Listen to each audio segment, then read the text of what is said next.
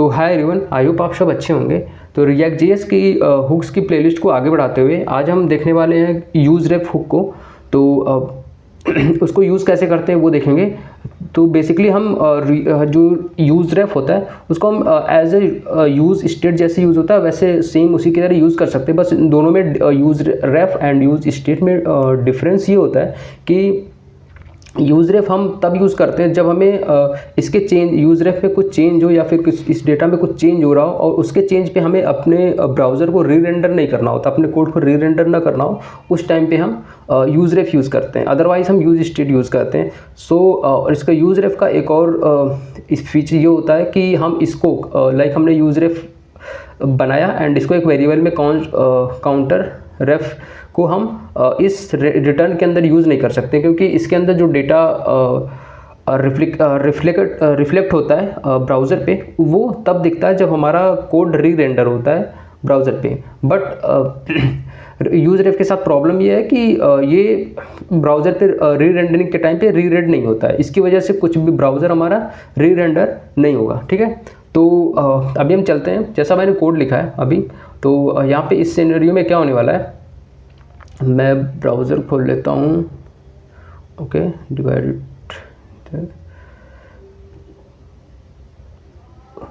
I think that's good. Okay, so अभी क्या हुआ है, अभी हमने क्या किया कि एक काउंटर बनाया है जिसके अंदर एक स्टेट बनाया है एंड इस स्टेट को हम इस बटन पे एक बटन बनाई इंक्रीमेंट नाम के, इस पर एक फंक्शन कॉल किया और इस फंक्शन में हम क्या कर रहे हैं कि पहले जो स्टेट है उसको काउंटर बढ़ा रहे हैं एंड उसके बाद जो हमने रेफरेंस यूज रेफ का एक वेरिएबल बनाया है इसको इंक्रीमेंट कर रहे हैं। और यूज रेफ जो हमें प्रोवाइड करता है वो एक ऑब्जेक्ट प्रोवाइड करता है जिसके अंदर एक की होती है करंट, उस वो एग्जैक्ट वैल्यू रखती है।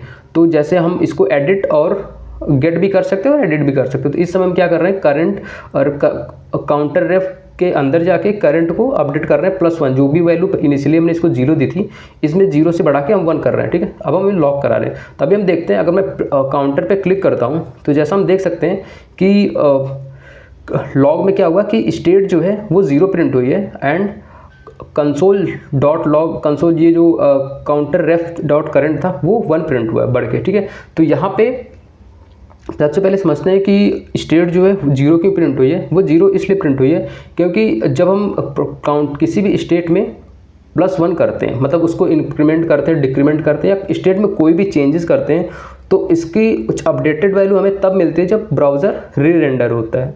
ठीक है, तो इसलिए इसकी अपडेटेड वैल्यू जो यहाँ पे री रेंडर का टाइम मिली है स्टेट की वैल्यू वो हमें 1 मिली, अपडेटेड वैल्यू मिली है। लेकिन जो ये लॉग हुआ है, ये लॉग हमारा इस फंक्शन के अंदर ही हो गया है और ये लॉग तब हुआ है जब हमने क्लिक किया था, मतलब ये री रेंडर होने से पहले ही प्रिंट हो गया, तो ये प्रीवियस वैल्यू दे रही है स्टेट की।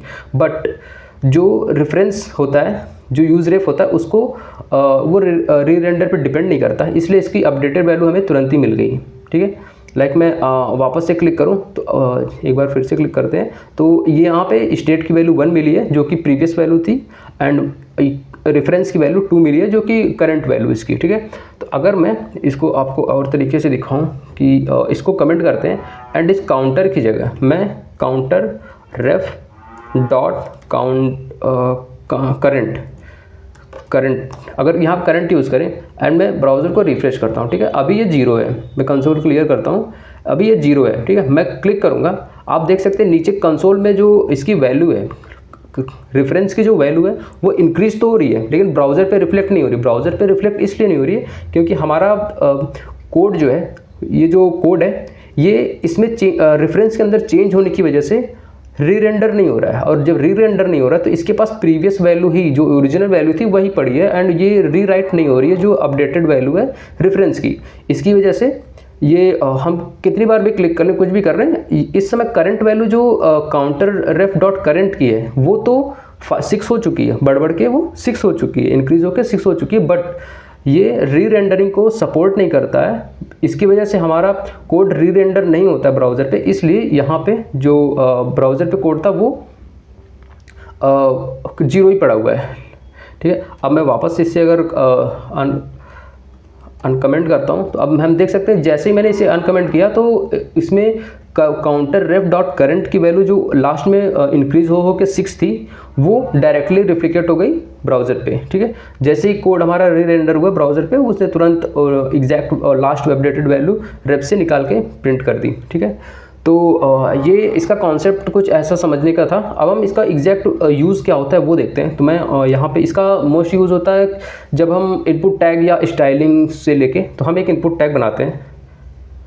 Late me create one input tag here, या गिट type style 6 text, okay, and placeholder हम दे देते हैं, प्लेस होल्डर प्रिंटर, ठीक है। एंड यहाँ पे हम एक रेफरेंस नया बनाएंगे, ठीक है, const, okay, and input ref, okay, and यहाँ पे यूज़ रेफ, और एट द इनिशियल हम इसमें नल दे सकते हैं, okay.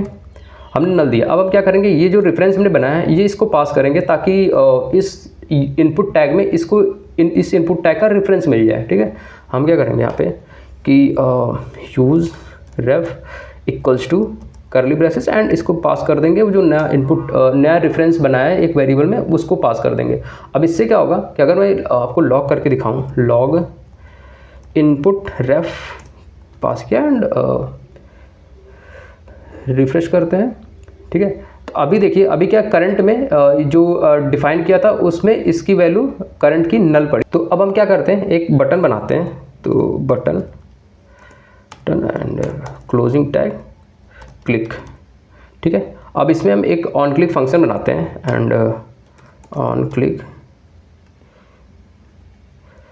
ICK click, on click function बनाया, एंड हैंडल क्लिक, ठीक है। तो अब हम इस फंक्शन को डिफाइन करते हैं ऊपर, हैंडल क्लिक को, तो const and handle click arrow function बनाएंगे, क्लिक एंटर। अब हमने जो ऊपर इनपुट रेफरेंस बनाया, इस रेफरेंस डॉट करंट, इसके करंट पे जाके हम एक फोकस लगाएंगे, फोकस, एंड इसको फंक्शन बनाएंगे। और यहाँ पे हमने एक गलती करी है, यहाँ पे यूज़ रेफ नहीं, एवन केवल रेफ होगा, ठीक है। मैं कोड सेव करता हूँ, एंड मैं जैसे इस पर क्लिक करूँगा हम देख सकते हैं कि मैं रिफ्रेश करता हूँ कोड, एंड ये ऊपर के कमेंट करता हूँ मैं थोड़ी देर के लिए, मैं इसको थोड़ी देर के लिए कमेंट करता हूँ, एंड अब हम जैसे ही मैं क्लिक पे क्लिक करूँगा ये इनपुट टैग पे फोकस आ जाएगा, लाइक मैं क्लिक किया एंड इस पर इनपुट टैग पे फोकस आ गया, ठीक है। तो ऐसे करके हम इनपुट टैग को कंट्रोल कर सकते हैं। लाइक मैं इसको कमेंट करूँ एंड कोड सेव करते हैं, वापस से अगर मैं इस क्लिक पे क्लिक करूँ, अभी इस इनपुट टैग में कोई चेंज नहीं आ रहा क्योंकि मैंने कोड कमेंट कर दिया है। तो इसी तरीके से हम इसका रेफरेंस लेके, किसी का भी रेफरेंस लेके हम उसकी स्टाइल या कुछ भी चेंज कर सकते हैं, उसके जिस भी एलिमेंट इनपुट या फिर एलिमेंट को इनपुट टैग किसी को भी टारगेट कर सकते हैं यूज़ रेफ का यूज़ करके। एंड इसका कोई भी इनपुट रेफरेंस का कोई भी इफेक्ट री रेंडरिंग पे नहीं पड़ता है, इसका बेस्ट फीचर यही है। तो आई होप आपको समझ में आया होगा एंड ये वीडियो आपको यूज़फुल लगी होगी। तो थैंक यू। इस वीडियो में इतना ही, अगले वीडियो में हम फिर मिलेंगे किसी नए हुक के साथ।